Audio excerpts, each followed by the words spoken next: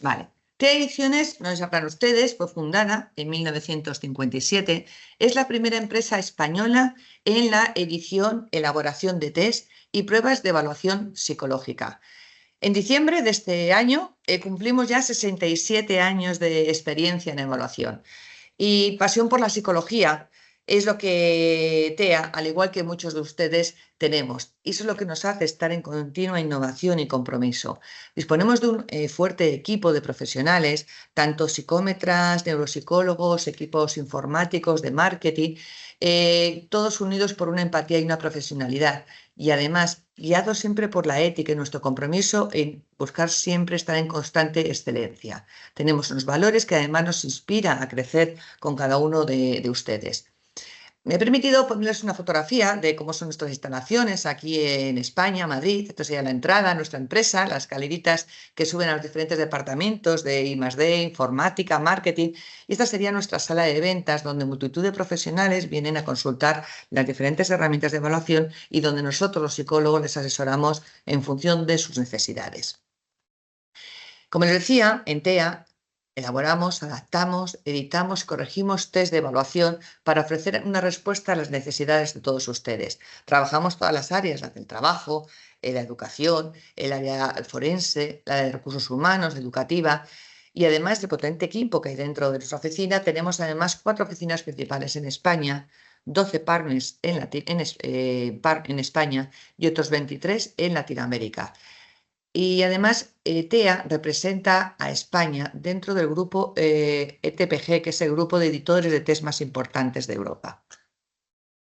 En el año 2017, no hace mucho, entramos a formar parte del grupo Jogrefe, editorial Jogrefe, que es una editorial científica de psicología, de psiquiatría y psicoterapia, que se fundó en el año 1949 y también este año, hace un mes, está de celebración cumpliendo su 75 aniversario.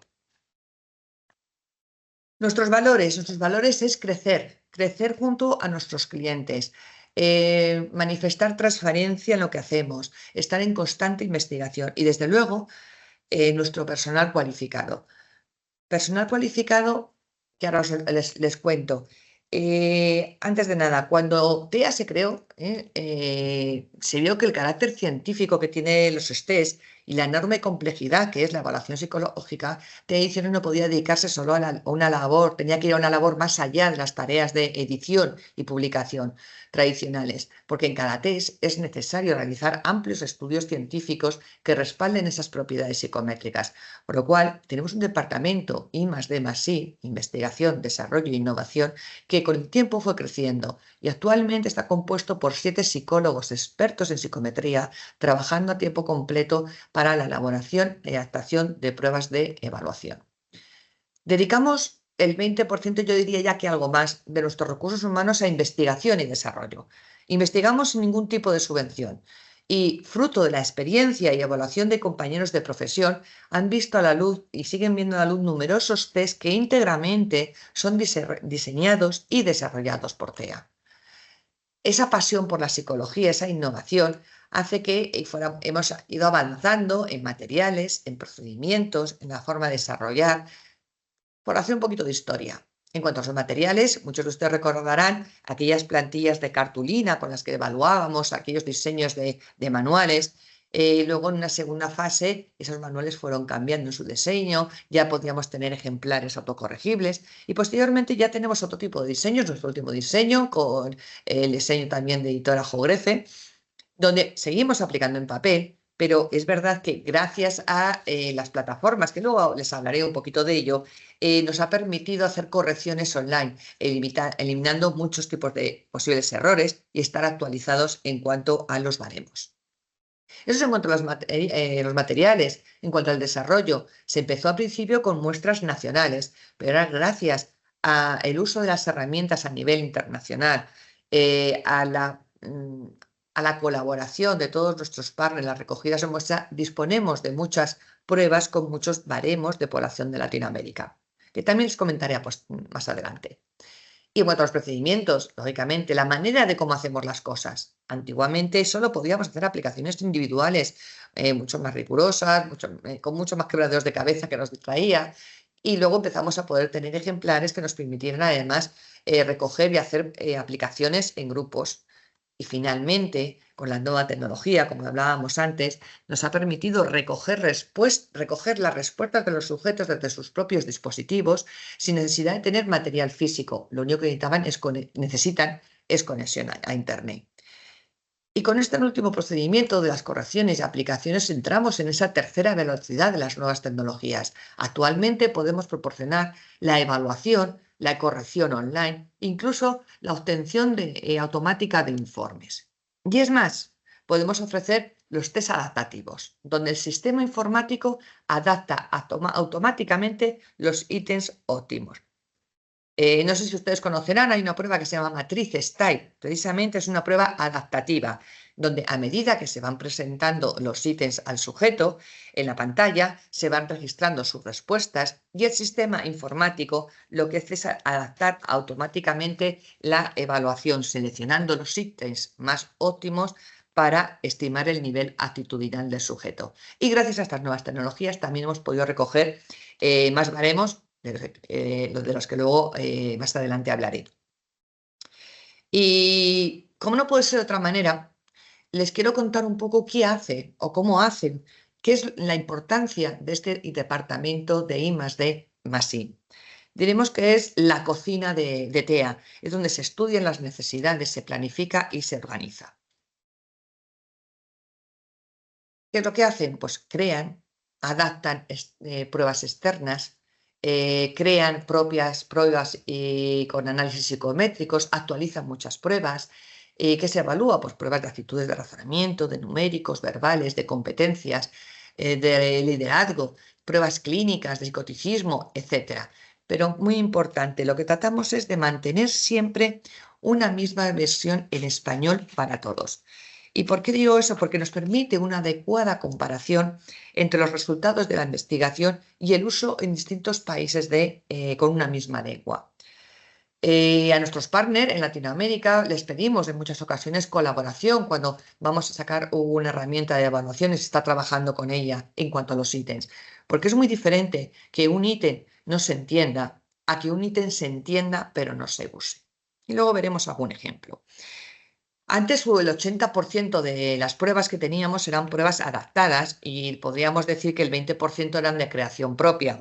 Ahora, gracias a todo este desarrollo que les he comentado antes, nos permite hablar de cifras a la inversa. Casi un 80% de las herramientas de evaluación son de creación propia y 20% son adaptaciones.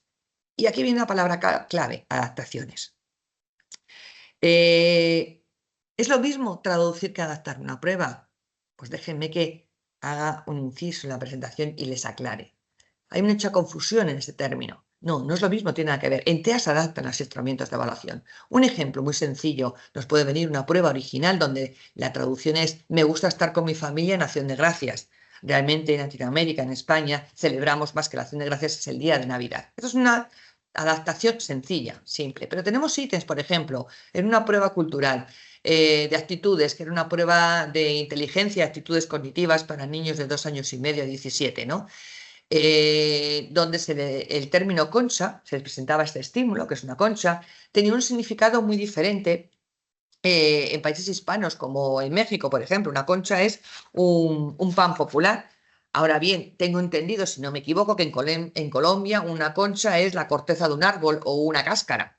Si no me he equivocado y no lo he encontrado mal, ¿no? Entonces, la decisión fue que se cambió este estímulo, porque tenía un significado diferente, ¿no? La palabra concha tiene un significado diferente. Pero luego, a nivel lingüístico, hay pruebas, para ponerles un ejemplo, como el CPS, que es un cuestionario de personalidad situacional. Se vio que en el ítem 44, en la frase, si me hacen alguna faena, me la pagan, faena era una expresión que no es que se conociera, no, es que ni se conocía ni se sabía lo que significaba. Por lo cual hubo que hacer esa adaptación. Si me hacen alguna mala jugada, me la pagan. Otro ítem, si quedo con una persona y me da plantón, suelo ponerla verde. La sustituimos por suelo criticarla duramente. Otro de los ítems era cuando alguien me lleva a la contraria, le planto cara. No es planto cara, sino le hago frente. ¿Mm? Eso es lo que es un proceso de adaptación, más luego, lógicamente, la recogida de datos, las muestras que vamos a hacer.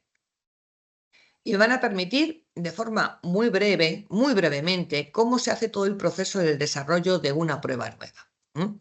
En este desarrollo de una prueba se pasan por varias fases. Una es la de planificación, que es qué es lo que queremos en sí evaluar, características, destinatarios, el perfil, la finalidad. Una segunda fase sería el desarrollo, donde se empiezan a construir esos ítems, ¿no? Se construyen esos ítems, se hace una fase piloto, que normalmente puede ser entre 100, 200 sujetos, se seleccionan expertos y se hace un cribado de los ítems, seleccionando los ítems válidos o no. Una vez que se tiene eso, se pasa a una fase previa de tipificación, de plan de muestreo, y hasta que se llega ya a la tipificación y a la calidad métrica final, desarrollando posteriormente los baremos, un manual, una interpretación. Bueno, todo esto es explicado de forma muy breve, más o menos, cómo es el proceso de desarrollo de una prueba. ¿Y cuánto creen ustedes que se tarda en hacer todo esto? El tiempo es variable, pero mínimo estamos hablando que en diseñarlo es un mes. Construcción de ítems pueden ser 3 meses. En la aplicación a la fase piloto que les hablaba, 5 meses. Bueno, en total nos podemos poner en que la construcción de una herramienta como mínimo, les estoy hablando como mínimo, son 3 años. ¿Mm? ¿Y cómo elaboramos o qué estrategias se hacen para elaborar esos famosos baremos? Pues ¿de dónde vienen todos esos datos? Pues vienen de muchas procedencias, desde grupos de investigación que recogen unas muestras representativas de la población, desde aplicaciones y equipos de universidades que tenemos por todo el mundo, de nuestros colaboradores, también de nuestras propias plataformas, donde ahí es muy importante cuando se introduce la información completar todos los datos sociodemográficos, de aplicaciones que se hacen masivas en lápiz y papel o aplicaciones online. De ahí se van tomando muchos datos. Puede dividir porque estos son datos estadísticos, entonces uno depende del otro. Déjeme, yo trabajo en la tabla. ¿Perdone? Ah, vale. Le decía que todos estos vamos tomando datos, pero estos datos se toman, pero hay que tratarlos. Vamos a ver, disculpar un momentito. Ujú. Se elaboran baremos, pero todos estos baremos hay que ir tratando. Es un largo recorrido. Tratamos los datos y luego ya construimos los baremos y hacemos esa implementación. ¿M?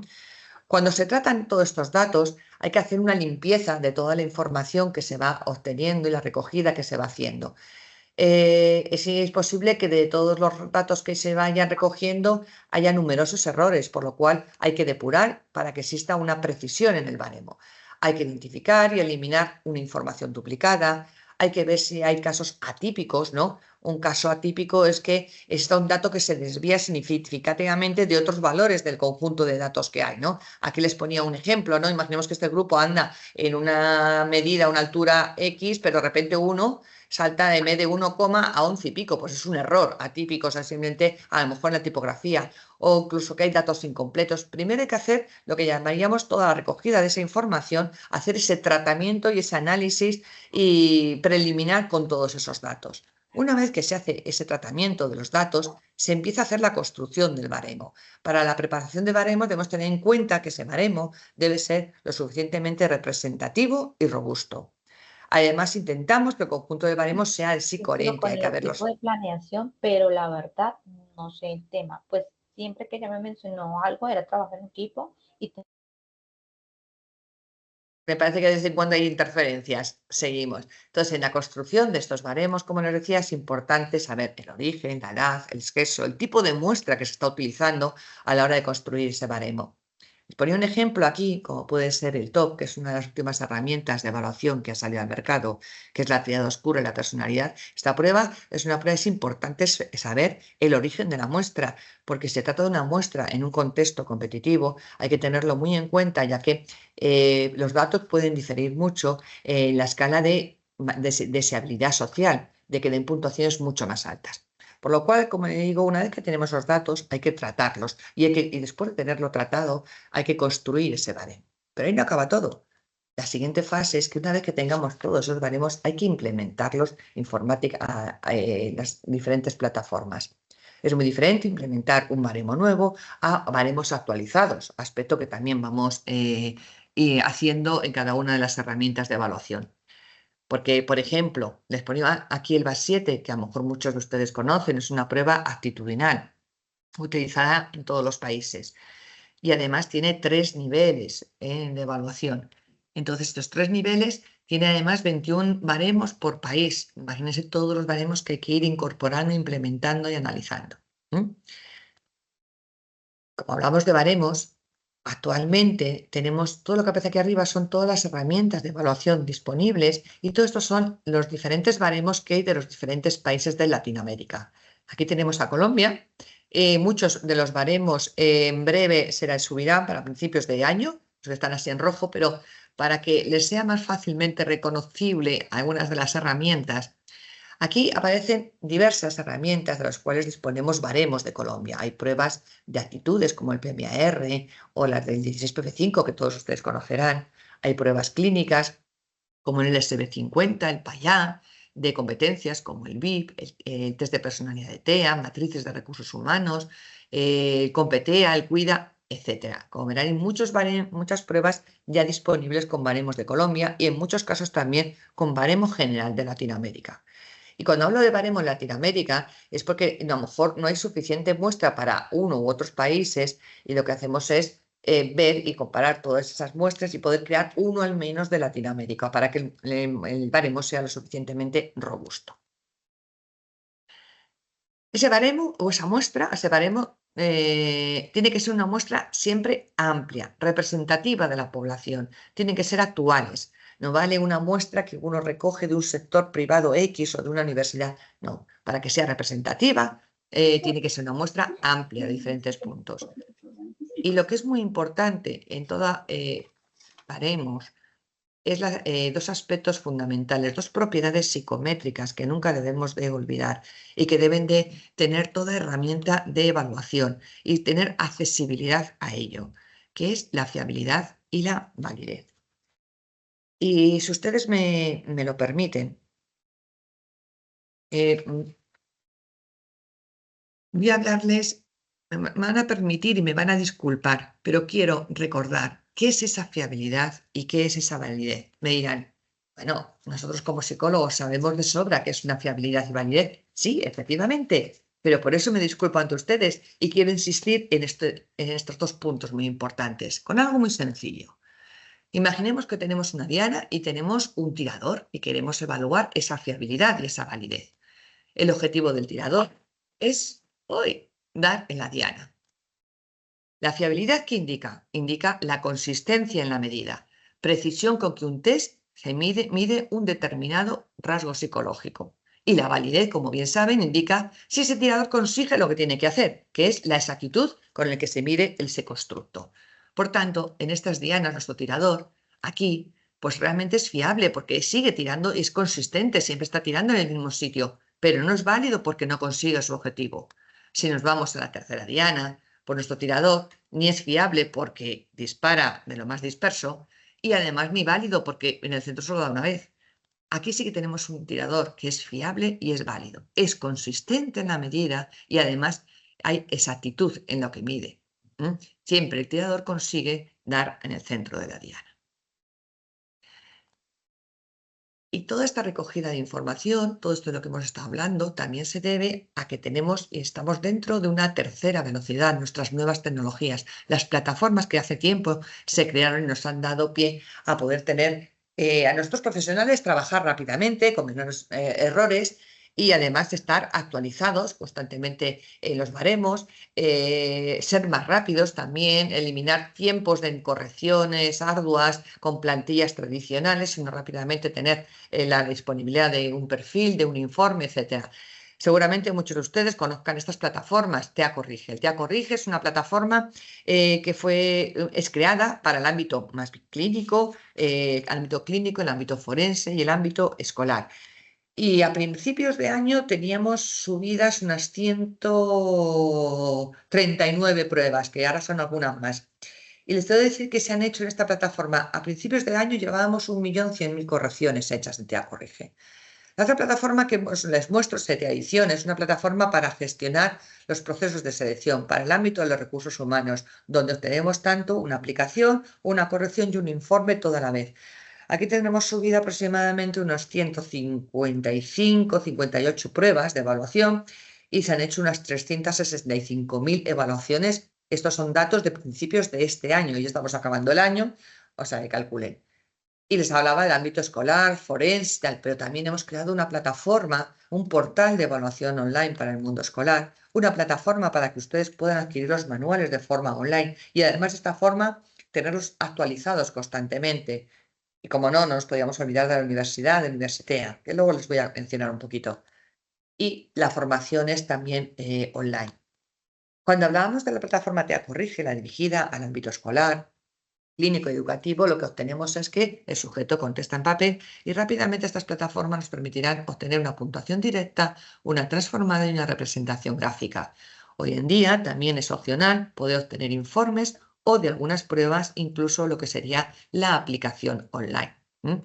NTEA es la plataforma de recursos humanos, donde nos permite todo de una vez, aplicar la prueba por el ordenador, corregirla y sacar un informe. Y en algunas pruebas, como en el Competea, que es la prueba de competencias, obtener dos tipos de informe, uno para el profesional y otro para el candidato. Y la plataforma de evaluación escolar, que a principios de año ya teníamos 155.000 usuarios de VEO. Entonces, una plataforma online de pruebas y baterías para poder aplicar a los niños de forma online, hace una corrección y además saca informes exhaustivos para los padres y profesionales también. Y además tiene una clave de encriptación para la confidencialidad de los datos que se tratan, al ser una evaluación escolar.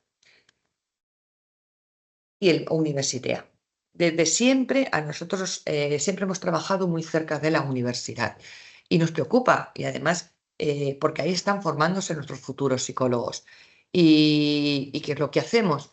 Hemos creado una plataforma Universitea de forma que los futuros psicólogos, una vez que hagan prácticas con sus diferentes herramientas de evaluación, puedan acceder a estos manuales de forma gratuita, una vez que hagan la práctica con una herramienta de forma que puedan conocerla y estar más actualizados en las diferentes herramientas de evaluación.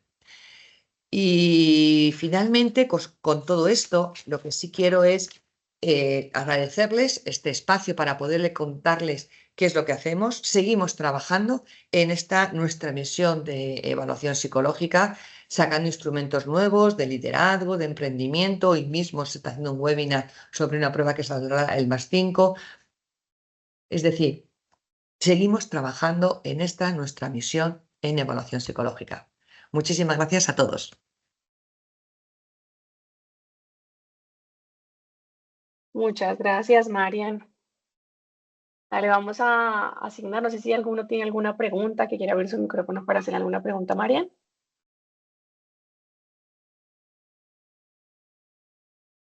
Angie, ¿puedes abrir tu micrófono?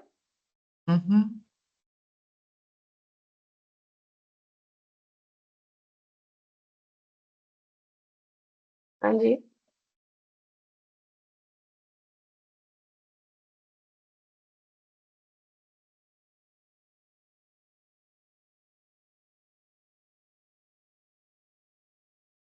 ¿Tenemos algo en el chat? ¿Alguna pregunta?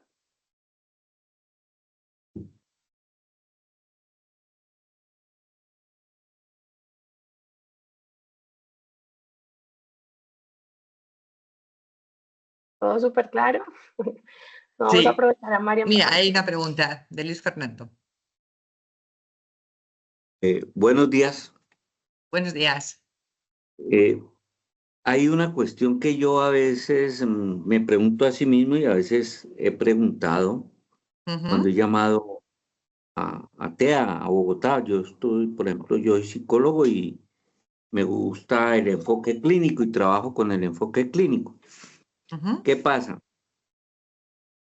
Dicen que ya las pruebas ya vienen digitalizadas, ¿no? O sea, para llevar los resultados y lo que usted acaba de explicar, doctora, pero yo me pregunto, entonces, el análisis como psicólogo, ¿a dónde queda si uno está sometido a lo que ya está establecido. Usted teniendo en cuenta que el comportamiento humano influye mucho la genética en las personas. Por ejemplo, yo ando por Colombia evaluando y uno se queda aterrado. El chicle mío es el MMPI. Entonces, uno se queda aterrado porque influye mucho la parte genética y la cultura de la persona en el comportamiento. ¿Ya? Hay muchas cosas en sus procesos mentales superiores que están muy arraigados desde el punto de vista social y religioso. Entonces, uno no puede decir, bueno, me arrojó el resultado la plataforma, y uno pone a ver, porque fuera de eso yo aplico otras pruebas, ¿no? Por ejemplo, de entrada aplico el test de la figura humana de Macover, que para mí es excelente. Y de entrada con la figura humana uno ya comienza a interpretar con qué persona se está enfrentando y a qué persona va a evaluar. Entonces, aquí en Colombia, que ahí es un país multiétnico cultural, la genética influye mucho. Por ejemplo, no es lo mismo el comportamiento, aunque tengan casi las mismas costumbres culturales, con todo respeto a los indígenas del Putumayo, a los indígenas de Nariño, a los indígenas del departamento del Cauca, a los indígenas del Tolima y a los de la Guajira. Entonces, yo les digo a las niñas que venden las pruebas, bueno, y la capacidad humana de psicólogo en su preparación, en su formación, ¿a dónde está quedando? Esa es mi incógnita. Esa es la pregunta. Bueno, es que es necesaria e indispensable la labor de profesional. Lo que estamos ofreciendo son las herramientas y métodos para poder obtener una información de corrección, ¿eh? Luego está la interpretación y el complemento del profesional. Vamos a ver, es verdad que hay diferencias significativas en algunos y otros. Bueno, tenemos menos diferencias con la población española que con pruebas y herramientas de pruebas americanas, ¿no? Hay de muchas pruebas donde hay muestra de población de Colombia.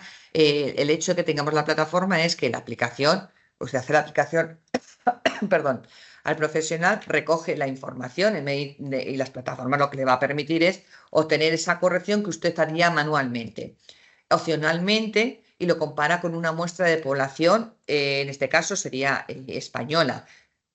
Pero será mejor comparar con una prueba española que no algo que no psicométricamente hablando, ¿eh? Y me va a disculpar, pero pruebas gráficas que eso tienen muchísima información y yo soy muy partidaria también de esas pruebas gráficas, pero psicométricamente hablando, en cuanto a esa fiabilidad y esa validez, para eso están estas herramientas, donde le va a dar información sobre determinadas escalas clínicas, donde le va a comparar con una muestra de población normal, pero una prueba clínica, como es el caso, lo que sí nos va a permitir es saber si esa persona está sumamente desviada de la media en extremo para determinar si existe o no esa patología. Podrá haber una variabilidad, pero no de un extremo tan grande que nos permita decir no puedo utilizar la herramienta. De hecho, las herramientas de evaluación, antiguamente, ya digo que llevábamos 64 años en el mercado, no teníamos la posibilidad de tener tantos baremos de Latinoamérica. Y donde realmente se han visto grandes diferencias es, en todo caso, en pruebas aptitudinales. No sé si con lo que le he dicho he podido responder a su pregunta o no. Claro, otra cosa, profe, con todo respeto. Por ejemplo, cuando uno aplica estas pruebas, por ejemplo, yo la aplico a un adolescente o un adolescente, yo siempre hablo de tendencia, porque todavía no se ha formado la estructura de la personalidad en sus procesos mentales superiores. Pero un tipo de 35, 30 años en adelante ya se lo puede rotular con un trastorno de personalidad, ¿ya? Entonces, porque yo hablo de tendencia cuando son con niños o a preadolescentes o adolescentes que todavía no han asumido en su estructura cognitiva una formación de su estructura personalidad. Entonces, hasta cierta edad yo hablo de tendencias, pero de ahí en adelante ya pues hay que colocarle el trastorno comparando con las demás escalas clínicas. También hay aspectos culturales. Por ejemplo, Sí. ahora con la Constitución y la modificación de tantas cosas, el trastorno de identidad de personalidad ya no se tiene en cuenta como un trastorno, pero porque culturalmente está aceptado socialmente en nuestro país. Pero Sí. si uno va a países árabes, allá perdió el año 1. Allá el que tenga trastorno de identidad de personalidad se lo coloca. Ahora eso también difiere de acuerdo para qué solicitan esas personas con ese tipo de perfil, porque hay ciertos perfiles que determinadas empresas exigen para desempeño. Entonces, ahí comienza uno a descartar ese tipo de personas. O estoy equivocado o No, no, errado. para nada. Y cuando hablaba de adolescentes, ten en cuenta que hay pruebas de adolescentes en los que es una tendencia, como bien ha dicho, pero siempre estamos comparando con esa muestra de adolescentes que se encuentran en esa misma situación, grupo de adolescentes. De ahí importante las características y las muestras que se van tomando y las que se van ofreciendo. Si no le parece bien, vamos a pasar a la siguiente pregunta porque creo que queda poquito tiempo para la parte de preguntas. Muchas Claro que gracias. sí, gracias, Marian. Sigues tú, Doris del Castillo. Puedes abrir tu micrófono, por favor. Bueno, gracias. Buenos días, doctora. Un gusto desde Ortega, Tolima, Colombia. Una pregunta muy particular. Resulta, yo soy psicóloga forense, digamos que estoy como iniciándome en ese proceso que pues realmente no es tan fácil. En alguna de las últimas audiencias, Doc, me solicitaron la hoja de respuestas. Si bien es cierto, digamos, ustedes son muy amplios con el tema del manejo de los manuales y el acceso que podemos tener a ellos, por ahí encontré en alguno que dice que la hoja de respuesta por sí sola, pues no aporta información y tampoco, pues, como la lista, las respuestas que le han dado, las preguntas que se le hacen para contestar. Digamos, yo como forense, de manera técnica, doctora, ustedes que manejan más el tema, ¿qué respuesta debería dar a esa solicitud sobre la hoja de respuestas que realmente no aporta, porque lo que importa es la interpretación de esas respuestas asociado a esos baremos y a esa técnica de la interpretación? Entonces, digamos que me sentí como acosada y no supe, no voy a inventar qué decir de manera técnica de por qué no deberíamos adjuntar la hoja de respuestas. Efectivamente. Bueno, cuando refieres a la hoja de respuestas, supongo que te refieres a las preguntas de esa prueba y las respuestas que el candidato ha dado a cada una de las preguntas, ¿no? Exactamente, Doc. Entonces imagínate que hay unas preguntas muy puntuales que se pudiera generar suspicacia y más cuando estamos como en proceso de acusación. Entonces, digamos, no sé. Necesito que me orientes. Perfectamente. No es una pregunta fuera de lo común, ¿no? Evidentemente, la labor o el profesional son ustedes. El que alguien conozca qué respuesta ha dado a un ítem, ten en cuenta que cada una de las variables o escalas que se están evaluando no corresponden a uno, sino a diversos ítems y a la combinación de... Yo siempre pongo el ejemplo, ¿no? La interpretación que vamos a dar a un perfil, el que se nos... mejor dicho, a un forense o en un juicio no le va a servir qué tipo de respuesta ha dado ante determinada pregunta, porque una variable no se mide por una pregunta, sino por la combinación y respuestas que ha dado en diversos aspectos y que algunos son comunes en diferentes variables y hay un trasfondo psicométrico. Y además, el know-how del instrumento es precisamente eso y es precisamente por lo que las plantillas no se comercializan, para evitar muchas interferencias de este tipo y es el know-how del profesional. Cuando alguien te diga eso, es que no le va a servir de nada porque la respuesta a una pregunta no da respuesta a la información de la variable o el perfil que estamos haciendo. Él tiene que ser psicólogo a poder interpretar todo eso. Y el psicólogo es usted. No sé si he contestado la pregunta o no. Excelente, doctora. Muchas gracias. De verdad que sí, muy gentil. Vale. Gracias, listo. Disculpe, doctora, yo le puedo dar una recomendación a la compañera. Muy bien. Ya, lo que pasa es que para controvertir las pruebas, la parte de la demanda o de alguno para tumbarle el diagnóstico contratan otro psicólogo. La mayoría de los psicólogos aquí en Colombia son de corte psicoanalista. Entonces, cosa que perdieron el año porque la influencia genética en el comportamiento humano es muy diferente a lo que yo le decía. Entonces a la compañera le voy a enseñar este truco. El código deontológico del psicólogo dentro de la República de Colombia dice y manifiesta que ningún otro psicólogo le puede quitar o desvirtuar el concepto clínico dentro de un diagnóstico psicológico. Ese es el aporte que yo le puedo dar a la compañera. ¿Ya? Entonces, la ley lo protege a uno. ¿Ya? Eso es. En todo caso, gracias. Muchas gracias. Muchas gracias. Dejamos entonces la entrada a Nidia para que haga su pregunta. Gracias, buenos días. Mi pregunta es más como saber algo de lo que ustedes han hecho de investigación, que siguen haciéndolo, la adaptación o la creación de nuevas pruebas, y es cómo ha influido, cómo influye, cómo se ve la influencia de lo que pasó en pandemia pues, con el mundo en general. Me refiero específicamente si ustedes han identificado que antes de pandemia pasaba esto y hay alguna característica que marcadamente cambió después de pandemia en todo este mundo de la evaluación psicométrica. Bueno, pues por bien o por mal, depende cómo lo veamos. Después de todo este tema de la pandemia, ha habido mucho más trabajo para los psicólogos, eso también es cierto.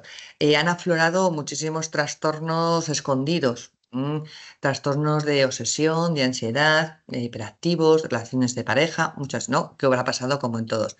Desde el punto de vista práctico, por decirlo de alguna manera, nosotros en tiempo de pandemia nos pusimos a trabajar y a nosotros como TEA, diríamos, y nos vino bien porque nos hizo lo que podíamos haber tardado no sé cuántos años, ponernos las pilas, como decimos aquí, y trabajar rápidamente y empezar a sacar esas plataformas para que la gente pudiera acceder a los manuales online o una plataforma para que pudiera la gente aplicar por ordenador, porque no podían salir. Y la primera prueba que salió fue el LSD-50, una prueba de sintomatología, que fue el bombazo porque, claro, efectivamente en clínica había que hacer mucha evaluación y nadie podía salir ni desplazarse. Entonces, las plataformas con esa aplicación online nos permitió. Trastornos, lo que estamos viendo que efectivamente han aflorado o se han puesto más en manos de profesionales porque han aflorado determinados trastornos ocultos. Eso es lo que de momento podemos ir viendo. Pero bueno, no sé si he contestado a tu pregunta en esta ocasión o era lo que estabais buscando. Sí.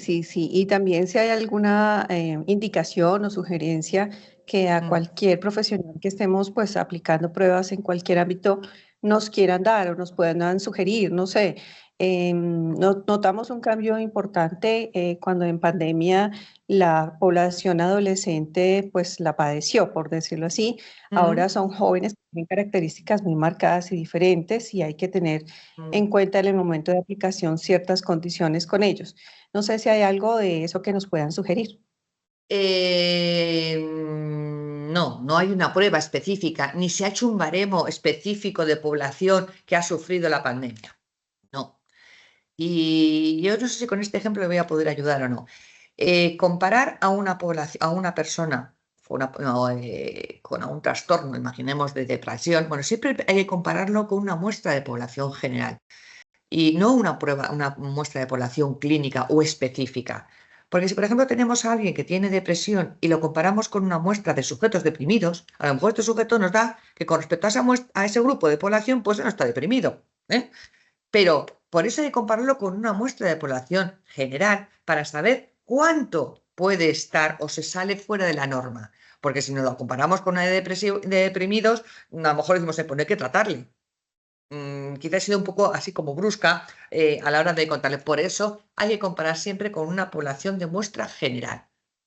Y compararemos, pues que si estamos evaluando a un grupo de adolescentes que son de la época de la pandemia y demás, estaremos comparando con una población normal y sabremos cuáles son esos déficits o esos trastornos que puede tener causados como esa situación o no sabemos por qué con respecto a una muestra de población normal.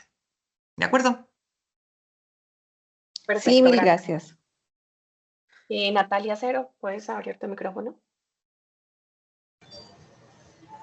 Hola, buenos días, ¿cómo estás? Yo tengo una pregunta frente a, digamos, por lo general, pues las pruebas, ya que, digamos, creo que no es secreto para muchas personas, que muchas veces las pruebas pueden llegar a ser muy manipuladas por el paciente o por la persona a aplicar. Yo quisiera saber, estas pruebas que ustedes manejan, ¿qué tan poco manipulables pueden ser? Digamos, el hecho de que si una persona ya sabe cómo es la aplicación y eso, sigamos al volverla a aplicar, no pueda como que ya tener como un previo de cómo funciona y eso, y así mismo manipular las respuestas.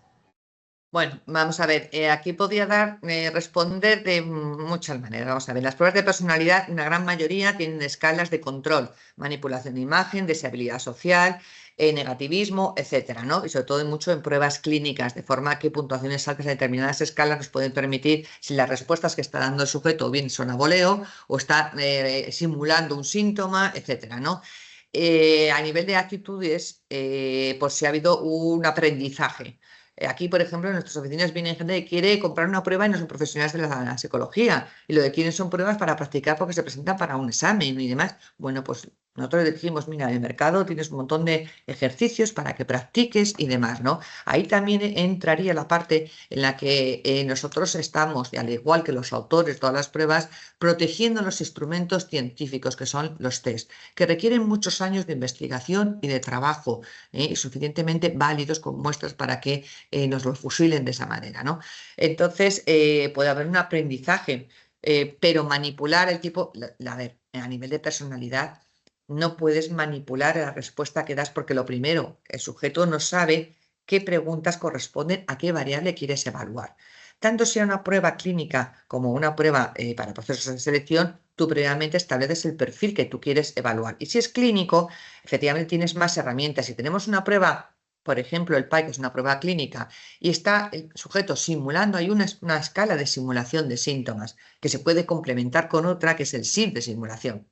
O sea, mentir o manipular las respuestas ante una prueba de personalidad, existen variables o aspectos para controlar esa manipulación o esa mentira.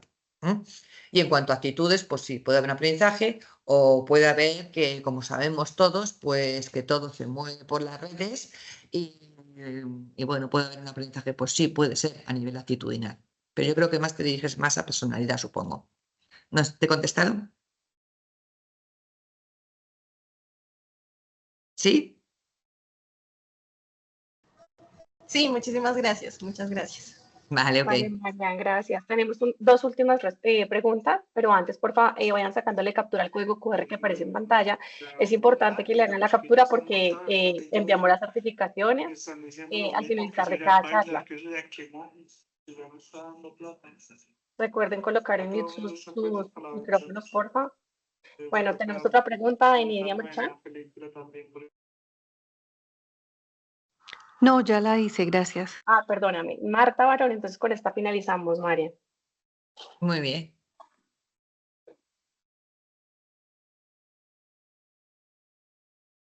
Marta, ¿puedes abrir tu micrófono?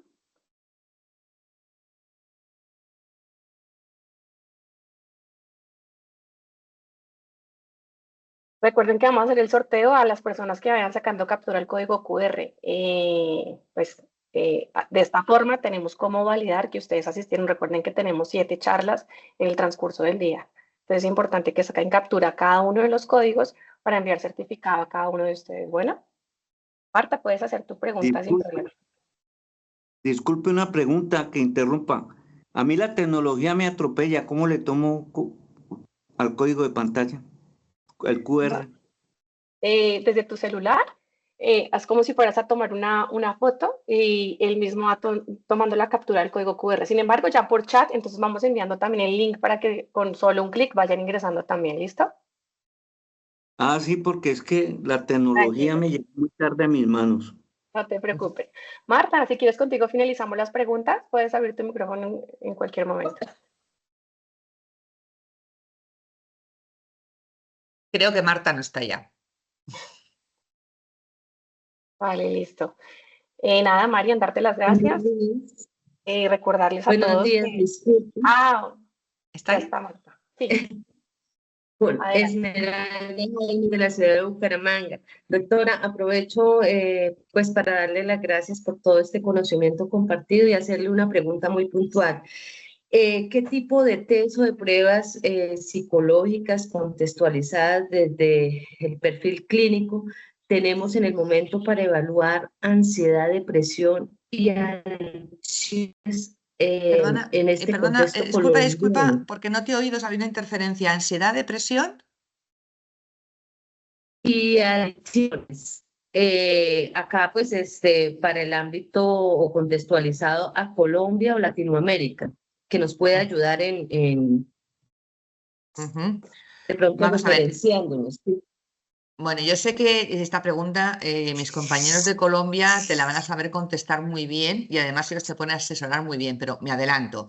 Y además te animo, más que nada porque ahora de momento no recuerdo si hay baremo de Colombia, si hay para, por ejemplo, en el PAYA, que es una prueba clínica, pero que es para adolescentes, el SB50, que es de sintomatología, y puedes obtener ahí también algunas variables clínicas, porque las que hay específicas no tiene baremo de Colombia, pero vuelvo a decirte lo mismo, daría igual que te compares con un baremo de población española. Que te determina es saber el nivel de ansiedad, si extremo o no, para poder trabajar y que todo tu grupo lo compares con la misma muestra. Tienes escalas, pruebas clínicas, como te decía, el PAI, el MPI-2RF, el CTCR también, hay prueba de ansiedad específica o de depresión específica. Yo te animo, porque ahora te digo todos los nombres, que en la página web de TEA o la de SEA pones www.teadicciones.com y tú puedes buscar por el área clínica la palabra ansiedad, ¿no? Y entonces te saca el montón de pruebas. Y cuando tú entras en cada una de las pruebas, te va a indicar en el margen izquierdo si existen baremos y de baremos de qué países. De todas formas, yo me vas a disculpar y te voy a dejar en manos de SEA para que tú les llames y ellos te vayan asesorando y contando las diferentes herramientas que hay muchas con las que puedes evaluar eso. Muchísimas gracias, doctora. Muy amable.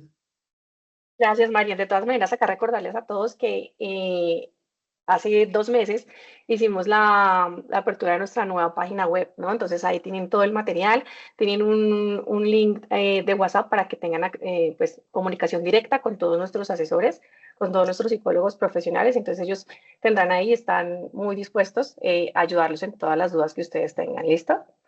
Bueno, María, nada, darte las gracias. Recuerden entonces que con el código o con el link ya ingresando que mandamos a través del chat, hacemos el sorteo de nuestro uso. Ya tenemos acá varias personas y también enviamos la certificación de asistencia a cada una de las masterclass. Marian, muchísimas gracias. A vosotros. Y nada, a todos ustedes, recuerden que ahorita a las 10 tenemos en la página web, tenemos también en nuestras redes sociales todos los links de conexión y a sus WhatsApp también, a los chats, llegó también como el link para que vayan conectándose a cada una de nuestras masterclass. Muchísimas gracias, Marian, y a todos los asistentes. Los seguimos viendo entonces en nuestras próximas emisiones. Muchas gracias. Muchísimas gracias a vosotros.